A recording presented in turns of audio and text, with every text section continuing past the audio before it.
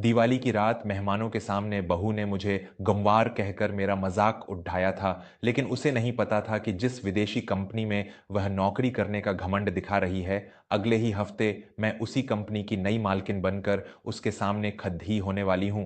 संसार में एक माँ का हृदय उस शांत और गहरे समुद्र की तरह होता है जो अपने भीतर अनगिनत तूफान समेटे रहता है, लेकिन अपनी सतह पर हमेशा शांति और शीतलता ही बनाए रखता है। एक माँ अपनी संतान को सुख देने के लिए अपना सब कुछ दांव पर लगा देती है, लेकिन आज की इस आधुनिक और दिखावे की दुनिया में अक्सर बच्चे उस माँ के साधारण कपड़ों और उसके सादेपन को उसका पिछद्दापन समझ बैठते हैं।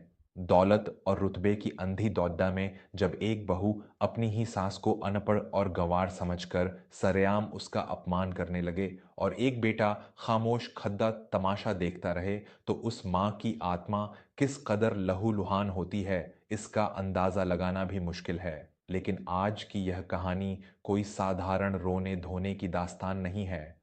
ये एक ऐसी स्वाभिमानी और मजबूत माँ के खामोश इंतकाम की कहानी है, जिसने अपने ही घर में हुए अपमान का जवाब एक ऐसे खौफनाक और प्रलयंकारी रूप में दिया कि घमंड की सबसे ऊंची इमारत ताश के पत्तों की तरह ढह गई। सुमित्रा देवी एक बहुत ही सुलझी हुई, शांत और जीवन के कई कड़े इम्तिहानों को पार कर चुकी महिला थीं।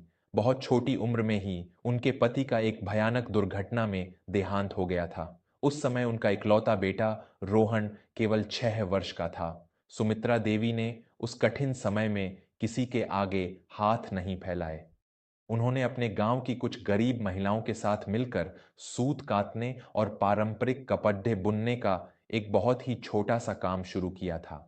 अपनी दिन रात की हाथदाच तौदाच मेहनत और अपने खून पसीने की कमाई से उन्होंने रोहन को शहर के सबसे बड़े विद्यालय में पढ़ाया और फिर उसे उच्च शिक्षा के लिए विदेश भी भेजा। रोहन जब विदेश से पढ़कर लौटा तो वह पूरी तरह से बदल चुका था।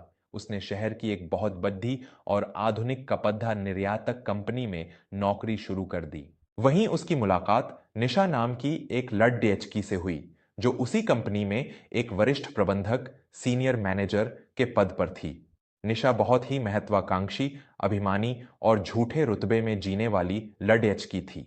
रोहन और निशा का विवाह हो गया और वे शहर के एक बहुत ही पौश और महंगे इलाके में एक आलीशान फ्लैट लेकर रहने लगे। विवाह के कुछ समय बाद सुमित्रा देवी अपने बेटे के पास शहर रहने आ गईं। सुमित्रा देवी को सादगी बहुत पसंद थी। वे हमेशा अपने हाथों से बुनी हुई साधारण सी सूती साड़ी पहनती थीं, माथे पर एक छोटी सी बिंदी लगाती थीं और दिन भर अपने पूजा पाठ या घर के कामों में व्यस्त रहती थीं। लेकिन निशा को सुमित्रा देवी का यह सादापन बिल्कुल पसंद नहीं था। उसे अपनी सास का यह गांव वाला रूप अपनी झूठी शान के खिलाफ लगता था। दिवाली का पावन त्योहार आने वाला था। निशा ने अपने घर पर एक बहुत ही भव्य दावत का आयोजन किया था, जिसमें उसने अपनी कंपनी के मुख्य अधिकारी मालिक श्रीमान माथुर और शहर के कई बड़े बड़े रईसों को आमंत्रित किया था। दावत की तैयारियां जोरों पर थीं। दिवाली से ठीक एक दिन पहले निशा ने रोहन को अपने कमरे में बुलाया और बहुत ही कठोर स्वर में कहा, रोहन, कल रात हमारे घर में बहुत बड़े बड़े मेहमान आ रहे हैं। मेरे दफ्तर के मालिक और विदेशी ग्राहक भी होंगे। तुम अपनी माँ से कह देना कि वो कल शाम को अपने कमरे से बाहर ना आए। उनके ये सस्ते सूती कपड़े और उनका वो पिछद्दा हुआ व्यवहार देखकर मेरे मेहमान क्या सोचेंगे, मेरी सारी इज्जत मिट्टी में मिल जाएगी। रोहन ने अपनी पत्नी की बात सुनकर थोड़ी झिझक के साथ कहा, अरे निशा, माँ हैं वो, दिवाली के दिन उन्हें कमरे में कैसे बंद कर सकते हैं? वो तो लक्ष्मी पूजन में बैठना चाहती हैं। निशा ने झल्लाते हुए और अपनी आंखें तरेरते हुए कहा, तो फिर उनसे कहो कि नौकरों की तरह चुपचाप पीछे रहें और मेहमानों के सामने अपनी वो गमवारों वाली भाषा न बोलें। मैं अपने रुतबे के साथ कोई समझौता नहीं कर सकती। दरवाजे के बाहर खद्दी सुमित्रा देवी ने यह सब सुन लिया था। उनके दिल पर जैसे किसी ने आरी चला दी हो। जिस बेटे को उन्होंने अपने हाथों के छाले छुपाकर इस लायक बनाया था कि वह आज महलों में रह सके, वही बेटा आज अपनी पत्नी के झूठे घमंड के आगे अपनी मां के आत्मसम्मान को नीलाम होते हुए देख रहा था। दोस्तों, एक मां अपनी संतान के लिए दुनिया के हर दुख को बर्दाश्त कर सकती है, लेकिन जब वही संतान अपनी दौलत के नशे में अपनी जन्मदात्री को ही एक कलंक और गमवार समझने लगे तो वह पीड़ा मौत से भी ज्यादा भयानक होती है। आज के समाज में जहां लोग सिर्फ बाहरी कपड़ों और रुतबे को ही सब कुछ मानते हैं, वहां संस्कारों और त्याग की कोई कीमत नहीं रह गई है। अगर आप भी सुमित्रा देवी के इस खामोश दर्द को महसूस कर पा रहे हैं और मानते हैं कि माता पिता का सम्मान हर दौलत से बढ़ा है, तो हमारे इस परिवार वर्मा स्टोरीज को अभी सब्सक्राइब करें। आपका एक सब्सक्राइब हमें यह हिम्मत देता है कि हम समाज के इस लालची मुखौटे को बेबाकी से उतार सकें। अपनी भावनाओं की आवाज को मजबूत करने के लिए वर्मा स्टोरीज चैनल को सब्सक्राइब जरूर करें। आपके इस एक कदम से सच्चाई की यह आवाज कभी कमजोर नहीं पड़ेगी। दिवाली की रात आई, पूरा घर करोड़ों की विदेशी लाइटों और सजावट से जगमगा रहा था। निशा ने लाखों रुपए का भारी डिजाइनर लहंगा पहना था और रोहन भी किसी राजकुमार की तरह सज धज कर मेहमानों का स्वागत कर रहा था। सुमित्रा देवी ने अपनी वही साधारण सी सूती सादी पहनी थी।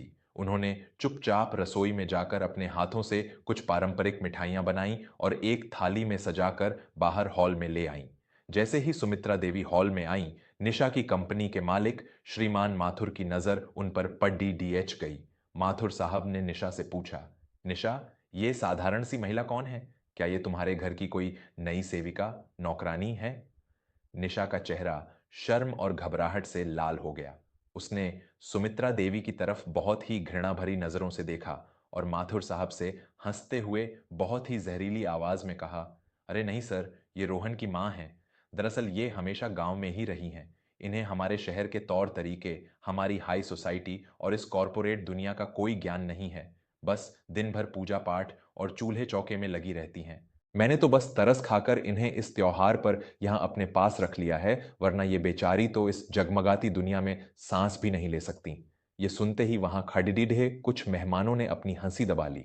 रोहन भी वहीं खद्दा था, लेकिन उसने अपना सिर नीचे झुका लिया और एक शब्द भी नहीं बोला। सुमित्रा देवी के हाथों में पकद्दी हुई मिठाई की थाली कांपने लगी। उनकी आंखों में आंसू तैरने लगे, लेकिन उन्होंने उन्हें छलकने नहीं दिया। सुमित्रा देवी ने बहुत ही गहरी और खामोश नजरों से अपनी बहू और अपने उस कायर बेटे को देखा। वे बिना एक शब्द कहे वह थाली वहीं मेज पर रखकर वापस अपने कमरे में चली गईं। रात भर बाहर जश्न चलता रहा, आतिशबाजी होती रही, लेकिन सुमित्रा देवी के कमरे में एक ऐसा सन्नाटा था जो किसी बहुत बड़े तूफान के आने से पहले की खामोशी का संकेत दे रहा था। दिवाली का त्योहार बीत गया। निशा का घमंड सातवें आसमान पर था। उसे लग रहा था कि उसने अपनी सांस को उसकी सही औकात दिखा दी है, लेकिन निशा को यह नहीं पता था कि शांत दिखने वाला समंदर जब अपनी हदें पार करता है तो वो बड्ढे बड्ढे पहाड़ों को भी अपने भीतर डुबो लेता है। दिवाली के ठीक 7 दिन बाद निशा की कंपनी में हार्डीडीडीएच कंप मचा हुआ था। श्रीमान माथुर ने सभी कर्मचारियों की एक बहुत बद्धी और आपातकालीन इमरजेंसी बैठक बुलाई थी। निशा बहुत ही उत्साहित थी क्योंकि उसे उम्मीद थी कि आज उसे कंपनी में कोई बहुत बड़ा पद, प्रमोशन मिलने वाला है। जब एक औरत के स्वाभिमान को कुचला जाता है तो वह दुर्गा का रूप ले लेती है। घमंड के नशे में चूर इंसान को लगता है कि वो पूरी दुनिया को अपनी मुट्ठी में कर सकता है, लेकिन नियति का एक ही प्रहार उसके सारे गुरूर को मिट्टी में मिला देता है। अगर आपको भी लगता है कि निशा और रोहन को उनके इस महापाप की ऐसी सजा मिलनी चाहिए जिसे वो ताउम्र न भूल सकें, तो वर्मा स्टोरीज से जुड़ कर हमारा हौसला बढ़ाएं। चैनल को अभी सब्सक्राइब करें ताकि भावनाओं और संस्कारों की यह आवाज हर उस घर तक पहुंच सके जहां बुजुर्गों का अपमान होता है। आपका एक सब्सक्राइब हमारे लिए बहुत बड़ा योगदान है। कृपया वर्मा स्टोरीज चैनल को सब्सक्राइब जरूर करें। सभी बड्ढे अधिकारी बैठक कक्ष बोर्डरूम में बैठे थे। निशा सबसे आगे वाली कुर्सी पर सीना ताने बैठी थी। श्रीमान माथुर ने माइक हाथ में लिया और बहुत ही सम्मानजनक स्वर में बोलना शुरू किया।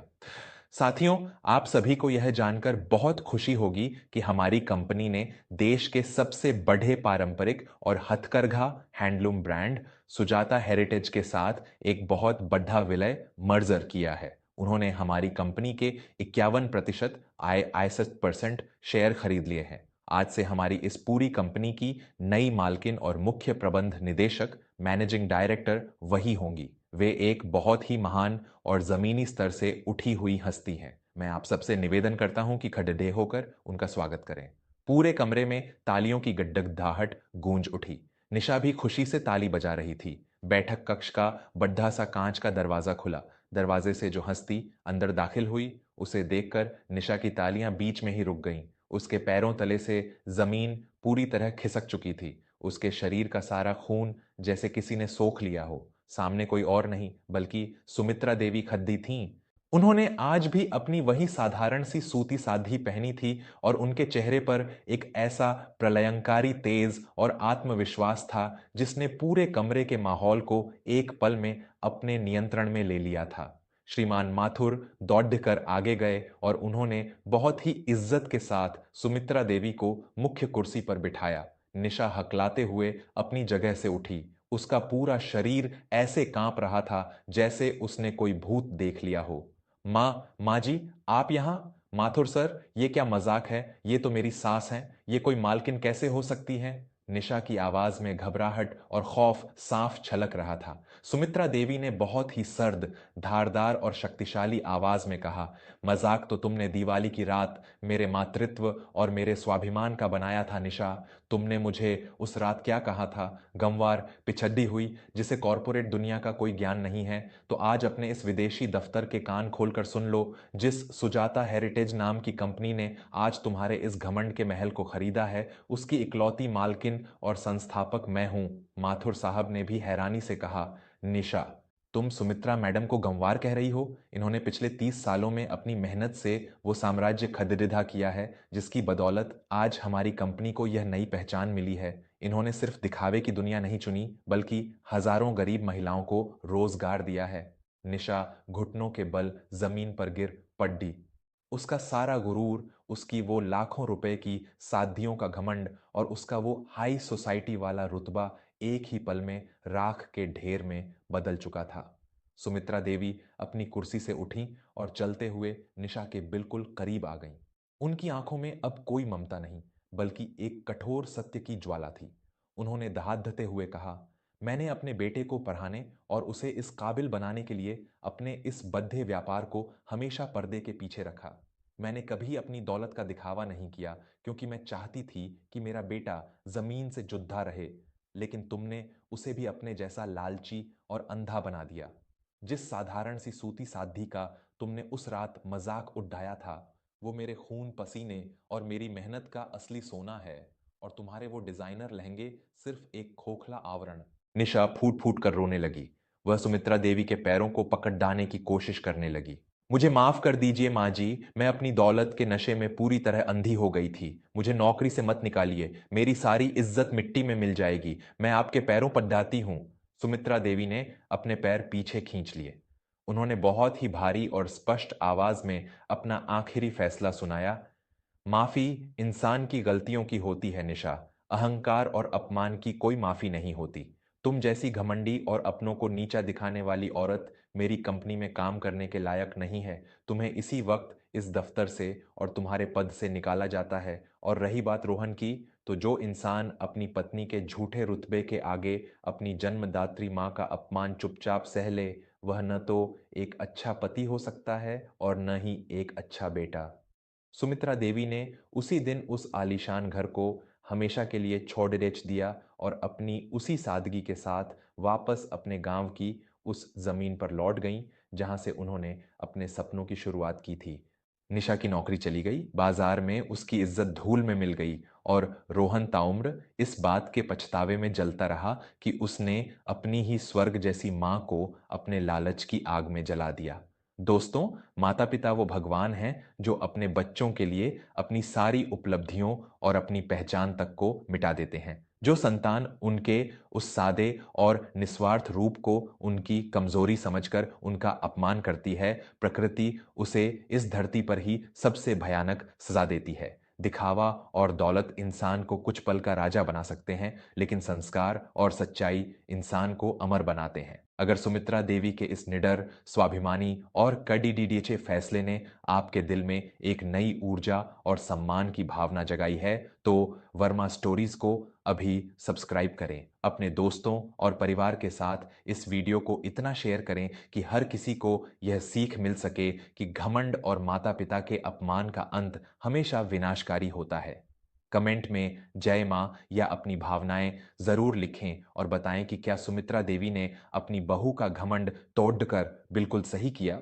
आपकी राय का हमें हमेशा इंतजार रहता है। सच्चाई और संस्कारों की इस आवाज को घर घर तक पहुंचाने के लिए वर्मा स्टोरीज चैनल को सब्सक्राइब करना बिल्कुल न भूलें। धन्यवाद।